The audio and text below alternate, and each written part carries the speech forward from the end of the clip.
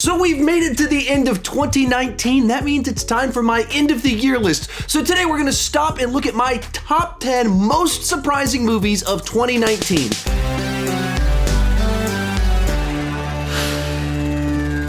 Hi, my name is Sean, and I love to talk about movies way too much. With that in mind, go ahead and join me down below in the comment section. Share your top 10 most surprising movies of the year. When I say top 10 most surprising, I'm referring to the movies that exceeded my expectations, the movies that I didn't see coming, didn't know anything about, and ended up loving them, the movies that I was kind of like, I think this is gonna be awful or a terrible idea, and then I actually ended up liking it, or they're movies I was a little bit more moderate on, and they just blew me away. That's the key idea. They exceeded my expectations. Some of them, they're not like my favorites of the year, they're just so much better than I expected them to be, or just such a pleasant surprise. One final thing before we get started, I am in the process of doing my end of the year top 10 list. Back in October, I did my top 10 comic book movies. You can see all of my end of year rankings right here in this list. With all that said, let's get started. Kicking off our top 10 is Always Be My Maybe. Now, this is a Netflix original film, and Netflix original films kind of have a reputation for being a pretty mixed bag. There's some awful ones in there, and there's a few fantastic ones, and you really don't know what you're gonna get when you jump into one of these movies. Beyond that, it starred Randall Park, who I loved his little bit part in Ant-Man and the Wasp, and other places he showed up, like on The Office, but there's a pretty big difference between being a funny scene stealer and leading a movie. And then I watched this film and it was just so charming, such a pleasant surprise. It absolutely was maybe the best rom-com of the entire year. Kind of the dynamic between him and Ali Wong feels like two people that have known each other, that have this complex relationship, and then the chemistry between them absolutely works. And then, of course, this movie probably has the best bit part cameo inside of it when Keanu Reeves shows up. It's just absolutely fantastic. In a movie that's already really funny and memorable, somehow it tops the funny and memorable as soon as he shows up. So this is one of those movies I was like, I don't know about that one. I don't know if that'll work. And then it won me over instantly. Number 9, Ready or Not. I just love these kind of quirky, odd, home invasion type films that are a little bit horror, a little bit trying to evasion, a little bit action thrown into the mix, and then comedy. Stuff like that are movies that I just love for them to exist. And this is one of those films that, it wasn't on my radar, it wasn't on my most anticipated or anything like that. And then this trailer drops out of nowhere, and it's got Samara Weaving in the lead. She's one of these people that's been in kind of these smaller horror comedy type films over the last couple of years, and really enjoyed her performance in The Babysitter. So I've been waiting for her to kind of have her big breakout, and it seems like that's in the process of coming or happening. And so you look at the movie, you got Andy McDowell, Adam Brody, just this very odd, strange movie about people hunting this girl in a wedding dress on her wedding night. So one that I very much enjoyed. I had a couple problems with the way that it kind of played out in the end, but I'm just so glad that this movie exists. Next up is Toy Story 4. Now, for some of you, this is an odd choice to put on a list like this because you're like, wait, you were surprised by Toy Story 4? It was a Pixar movie. It's the Toy Story franchise. What are you talking about? So I was one of those people that when they announced they were doing a Toy Story 4, I said it was a terrible idea. I badmouthed it very publicly on my channel. I didn't put it on my most anticipated lists of the year. I didn't like the trailers very much. I was the loud vocal critic saying this is a bad idea. Then I went and saw the movie and I loved it. I thought within the first 10 minutes, they won me over and convinced me of why the movie needed to exist. And because of that, even though it is Pixar, even though it is Toy Story, it was a surprise for me just how much I enjoyed this movie and just how much I felt like this was a piece that we needed for the story. Whereas the original trilogy closed out the Andy storyline, there's still a little bit more to tell about Woody, and this movie is Woody's epilogue that closes out his story. So this is one of those films I just thought it was funny, I thought it was heartfelt, I felt it kept the emotions, everything that we loved about the previous movies was present here, and consider me that doubter, that cynical skeptic that was absolutely won over. Coming in at number 7 is They Shall Not Grow Old. If you don't know what this is a Peter Jackson documentary about World War I using exclusively footage from World War I, as well as interviews from actual World War I soldiers. It's them telling their stories and footage of them, which when I heard about this, I was invited to the press screening. I was not excited. That's not really my thing. And then they said it was going to be in 3D. So that just sounded ridiculous to me, making a 3D movie out of 100-year-old footage.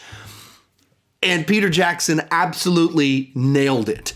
So what they did was they took this 100-year-old footage, totally remastered it, colorized it, corrected everything, and then converted it into 3D. So as you're watching the movie and you go into the war, it's an example of using 3D in an interesting way to just make it feel like you are disappearing back in time, like you're a fly on the wall watching these soldiers in the trenches. It just brings out the reality of it. This isn't a movie I'm gonna keep rewatching, but it was such a fresh and unique cinematic experience that took a war that we don't talk about as much and just brought it to life for me. Number 6, Waves. Now this is a movie I hadn't seen a trailer for. I didn't know what the premise of the film was. All I knew is that it starred Sterling K. Brown and is from the director of It Comes at Night, and that is not a useful point of reference since It Comes at Night is a psychological horror film set in a post-apocalyptic world, and this is a very grounded tragedy about suburban families. And so I went into this movie having no clue what I was about to watch at all. And it probably turned out to be the movie that had the fullest spectrum of emotions this year for me. At its core, you have absolute tragedy inside of it. You have kind of father-son dynamics, you have father-daughter dynamics, you have redemption, you have romance, you have loss. There's so many different things that it kind of tackles. Now, as a movie, it's probably also 20, 25 minutes too long. When I was watching it, it got to about the halfway point. I thought, oh, this was a little bit of a short movie. I guess it's over.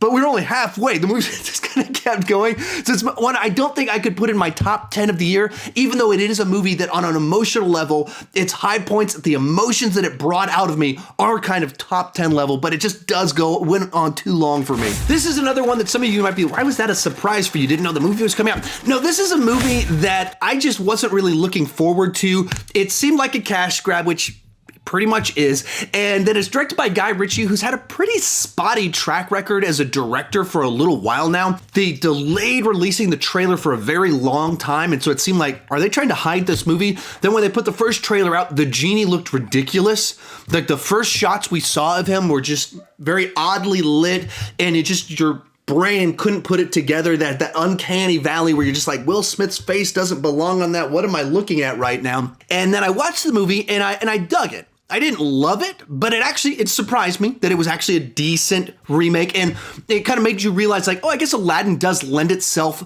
pretty good to live action because it's a guy running around doing parkour throughout this city and stuff like that and flying on a magic carpet. That's very live action-y. It's stuff that works in that format really well. But then it was also a movie that when it came out on video, and then as I took my son to see it in the theater and showed it to my daughter, it kind of grew on me a little bit as a movie that's just very easy to watch. It's a very digestible film, and a big part of that is Will Smith is great as the genie, and he's great in a different way than Robin Williams. And that's what you really want from a remake, is something that can do the same thing, but do it totally different, but equally good. And that's what I thought Will Smith was inside of this. The rest of the cast, I thought it did a good job. Besides Jafar, he seemed miscast inside of it. No ill will for the guy, but he didn't seem to have a very Jafar-esque vibe inside of the film. So this is one that just really won me over, and every time I've rewatched it, I've actually liked it a little bit more. Number 4, Dr. Sleep. Now, I've never been a big fan of The Shining. Just feel like Stanley Kubrick is kind of on a different wavelength from me. He's brilliant at what he does. I can respect the craftsmanship of his movies, but I'm just not quite wired that way. So when they announced that they were doing a sequel, it just didn't seem like a very good idea to me. Then I saw the movie, and it's probably my favorite horror movie of the year. For me personally, I like this movie more than The Shining. Now, I fully understand The Shining is a classic. It's the one that's far more important in the history of cinema. But for me personally, it's the film that I enjoy a lot more. And it's for a number of different reasons. I just inherently the story of it, about where there's a little bit more clear good versus evil, the idea of someone struggling through, Danny struggling through his past issues of his trauma of his childhood, his alcoholism, working through all of that. The way that it kind of mirrors the father and son of the father gave in and the son is battling through it. All of that stuff works for me, resonated with me, had a lot of themes that just very much are on my wavelength. They're things that touch me quite potently emotionally. So this was a film that I really enjoyed and absolutely floored me, that I found myself being like, wow, the sequel to The Shining, I thought was even better than the original. Real quick before I give you my top 3, remember to share your top 10 most surprising movies down below in the comment section. Obviously on this one, our lists are going to be totally different. We all went in with different expectations, with different amounts of knowledge, and we're surprised by different things. So let's just have fun celebrating movies that we were surprised by. Also remember, I'm in the middle of end of the year list season, so you can check out this playlist right up here. If you're watching this day, I posted it. There's the comic book ranking inside of that one. And then over the next few weeks, I'm just going to be jam-packing with a whole bunch of other rankings, best of the year, biggest disappointments. And then on January 1st will be that ranking of every 2019 movie I saw in 2019. It'll be like a 5-hour live stream. It's going to be epic and awesome. I hope to see you there. Or at least you'll see me there. I'll see this camera in front of me. In third place is The Peanut Butter Falcon. This is one of these movies that was absolutely not on my radar at all. And then it came out and people kept messaging me, hey man, you got to go check out this movie. And I looked into it. It was like road trip movie with Shia LaBeouf and a guy with Down syndrome. I was like, I don't understand what exactly is the appeal of this movie. Checked out the trailer, wasn't exactly crazy about it. And then I went to go see the movie just because enough people had mentioned it to me. And it is just such a sweet, heartwarming film that's can be fun. It's funny. It's got drama. And just inside of it, it just feels like such a wholesome film about these characters that need each other and kind of find this bond really quickly as they're each in these unique, difficult situations. And if you haven't seen it, just go check it out. It's a movie that simple road trip film about two people bonding and forming a relationship, and just at the right moment in their lives, they find each other, and it just probably is, like as I said, the sweetest, most wholesome movie of the year that just leaves you feeling really great by the end of it. Our runner-up is Fighting With My Family. Now, I don't follow professional wrestling, and so I wasn't familiar with the story that inspired the film or the wrestler.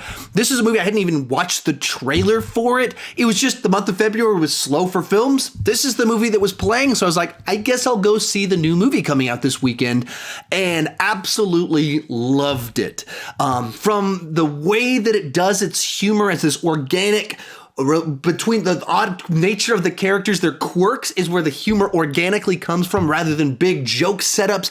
As a sports movie, it has all of the moments of payoff that you want, but it subverts your expectations in the good way with how it gets there. All along the way, it keeps setting up the tropes of the genre where you think it's going to go down this path, and then instead of going down that path, you realize that was kind of a misdirection and these characters aren't who you thought they were, and you realize that the change that needs to take place isn't our character needs to overcome all these bad people, but our character themselves needs to grow and change. And so you get all the payoff you want from a movie like this, but not on the path you think it's taking initially. And so it worked for me as a comedy, as a drama, as a sports movie. Like the movie's jam-packed with great performances. Of course, Florence Pugh is in the lead. This is the first thing I think I saw her in. She's had a pretty amazing year of kind of establishing herself in a bunch of different genres, and the next year she's going to show up in the MCU. In general, just one of those movies that you just go to the theater sometimes randomly and you just find something great. But coming in first place is Dolomite Is My Name. Now, this is a movie that absolutely was not on my radar at all for a whole bunch of different reasons. This movie is based off of the real-life events that led to the creation of a 1975 movie called Dolomite that I've never seen. I wasn't really familiar with. I wasn't familiar with the comedian that kind of made it happen. So I didn't know anything about the real-life events that led to this film coming into existence. Beyond that, it stars Eddie Murphy, and man, I have not enjoyed anything that he's done in like 30 years. It was not on my radar. And then I went to a film festival called Fantastic Fest, and they do these secret screenings where you sign up for it and you don't know what you're going to get. So I went into the secret screening, and there was a lot of murmurs that maybe it was going to be Dr. Sleep or Joker. And so I'm sitting in my seat excited to see Joker or Dr. Sleep.